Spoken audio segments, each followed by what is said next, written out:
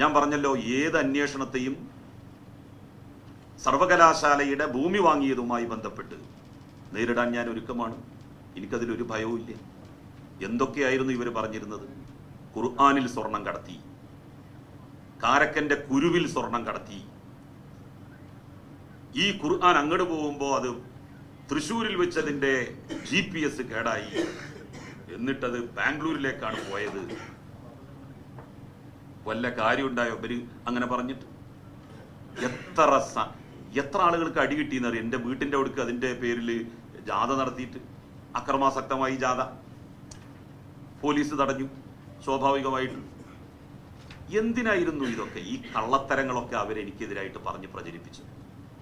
ഞാനൊരു 10 പൈസ അങ്ങനെ ആരുടെയെങ്കിലും മുക്കും എന്ന് അവർക്ക് ബോധ്യം ഉണ്ടായിരുന്നെങ്കിൽ അവർക്കത് പറയാമായിരുന്നു. ഇല്ല എന്ന് അവർക്ക് തന്നെയാണ് ഏറ്റവും കൂടുതൽ ബോധ്യം. കാരണം ഞാൻ യൂത്ത് ലീഗിൻ്റെ ജനറൽ സെക്രട്ടറി ആയിരുന്നല്ലോ. ഇങ്ങനെ ഒരാക്ഷേപം ആരെങ്കിലും എന്നെക്കുറിച്ച് അന്ന് പറഞ്ഞതായിട്ട് ആരെങ്കിലും കേട്ടിട്ടുണ്ടോ? പൊതുപ്രവർത്തനം സംശുദ്ധമാകണമെന്ന് വിശ്വസിക്കുന്ന ഒരാളാണ് ഞാൻ. എൻ്റെ ബന്ധുവിനെ, പണിയില്ലാത്ത തൊഴിലില്ലാത്ത ബന്ധുവിനെ തിരികെ കയറ്റി എന്നാണല്ലോ പറയുന്നത്. ഞാൻ ആരെയും തൊഴിലില്ലാത്ത ആരെയും കയറ്റിയില്ല. 1 വർഷത്തെ ഡെപ്യൂട്ടേഷനാണ്. 1 കൊല്ലം ഡെപ്യൂട്ടേഷൻ കൊടുത്തതിനാണ് ഈ വധശിക്ഷ വിധിച്ചത്.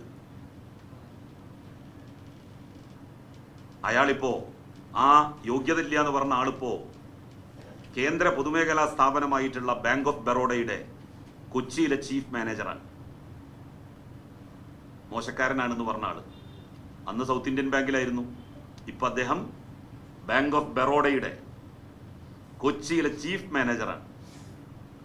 അവനെന്നത് ആവാതിരുന്നത് നന്നായി. 15 ദിവസം കഴിഞ്ഞപ്പോൾ രാജിവെച്ച് പോയി. വാങ്ങിയ ശമ്പളം തിരിച്ചു കൊടുത്തു. അങ്ങനെ ചത്ത കുട്ടിയുടെ ജാതകം നോക്കിയിട്ടാണ് സിറിയക് ജോസഫ് എന്നെ കുറ്റക്കാരനായിട്ട് അന്ന് പ്രഖ്യാപിച്ചത്. പണം വാങ്ങിയിട്ട്, പദവികൾ വാങ്ങിയിട്ട്. ഞങ്ങളെപ്പോലെയുള്ള പൈസ ഇല്ലാത്ത സാധാരണക്കാരായിട്ടുള്ള ആളുകൾ ഈ പൊതുപ്രവർത്തന രംഗത്ത് എങ്ങനെ നിൽക്കും? ഇവരെ പോലുള്ള ആളുകൾ ഇങ്ങനെ ചെയ്യുമ്പോൾ ഞാൻ നിങ്ങളോടും കൂടിയാണ് ചോദിക്കുന്നത്. ജീവിതത്തിൽ അങ്ങനെ എന്തെങ്കിലും ചെയ്തു എന്ന് ഇവർക്ക് പറയാൻ വേണ്ടി സാധിക്കൂ? ഇത്രയുമാണ് ഇതുമായി ബന്ധപ്പെട്ട് എനിക്ക് പറയാനുള്ളത്. ഇനി നിങ്ങൾക്ക് ചോദിക്കാം.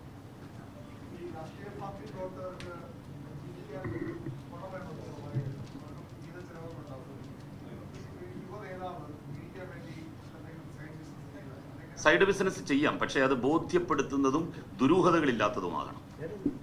എവിടെ നിന്നാണ് തനിക്ക് അതിന് പണം കിട്ടിയത് എന്നുള്ളത് പറയണം. ഇൻവെസ്റ്റ്മെന്റ് വേണമല്ലോ. ആ ഇൻവെസ്റ്റ്മെന്റ് എവിടെ നിന്ന് കിട്ടി അത് പറയാൻ അയാൾ ബാധ്യസ്ഥനല്ലേ?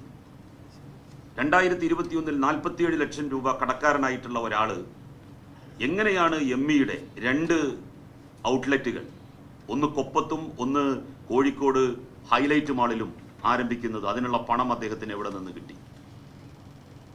അദ്ദേഹത്തിന് ലഭിക്കുന്നു എന്ന് പറയപ്പെടുന്ന 5.25 ലക്ഷം രൂപ എന്ത് ജോലി എടുക്കുന്നതിനാണ് അദ്ദേഹത്തിന് ലഭിക്കുന്നത്? അദ്ദേഹം ഇവിടെ ഇരുന്നു കൊണ്ട് ചെയ്യുന്ന ജോലി എന്താണ്? അത് അദ്ദേഹം പറയാൻ ബാധ്യസ്ഥനല്ലേ? എന്താണ് അദ്ദേഹത്തിന് പറയാൻ ഇത്ര മടി? ഇപ്പൊ ഓൺലൈനിൽ ബിസിനസ് ചെയ്യുകയാണെന്നുണ്ടെങ്കിൽ അതിന്റെ പ്രിന്റ് ഔട്ട് എടുത്ത് പറയാം, ഇതാ ഞാൻ ചെയ്ത ബിസിനസിന്റെ നേർരേഖ ഇതാ എന്ന് പറഞ്ഞുകൊണ്ട് അയാൾക്ക് കാണിക്കാമല്ലോ. ദുരൂഹത മുറ്റി നിൽക്കുന്ന ബിസിനസ്സിൽ ഒരു പൊതുപ്രവർത്തകൻ ഏർപ്പെടുന്നു എന്ന് പറയുന്നത് കള്ളപ്പണം. അത് മുസ്ലിം ലീഗിൽ ഹലാലാണ്. കാരണം ചന്ദ്രികയാണ് 10 കോടി രൂപ ഫൈൻ അടച്ചത് കള്ളപ്പണ ആരോപണത്തിൽ ഇഡിക്ക്. ഓർമ്മയില്ലേ നിങ്ങൾക്ക്? പാലാരിവട്ടം പാലവുമായി ബന്ധപ്പെട്ട അഴിമതിയുടെ ചുരുളുകൾ അഴിഞ്ഞു തുടങ്ങിയപ്പോൾ എവിടെയാണത് എത്തിയത്? അപ്പൊ അവർക്കിത് യാതൊരു പ്രശ്നവുമല്ല. കള്ളപ്പണം എന്ന് പറയുന്നത് അവർക്ക് ഹലാലാണ്. അപ്പൊ അദ്ദേഹത്തിന് ബിസിനസ് ഒക്കെ ചെയ്യാം, അതിലൊന്നും തെറ്റില്ല. പക്ഷെ അതിന്റെ ഇൻവെസ്റ്റ്മെന്റ് എവിടെ നിന്ന്, അതിൽ നിന്നൊക്കെ എത്ര ടേൺ ഓവർ കിട്ടുന്നു, അതൊക്കെ കാണിക്കണ്ടേ?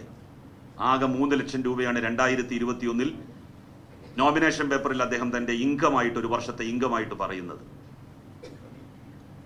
ശരിക്കും അദ്ദേഹം 2020 വരെ 12-ാം മാസം വരെ 5.25 ലക്ഷം രൂപ ശമ്പളം വാങ്ങിയ ആളാ. എവിടെ? ദുബായിൽ. ഇവിടെ ഇരുന്നാണല്ലോ ജോലി.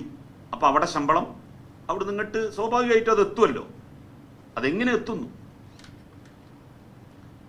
പിന്നെ PK ഫിറോസിന് ഇതൊന്നും ചെയ്യാൻ ഒരു മടിയില്ല. PK ഫിറോസ് തുടങ്ങിയത് തന്നെ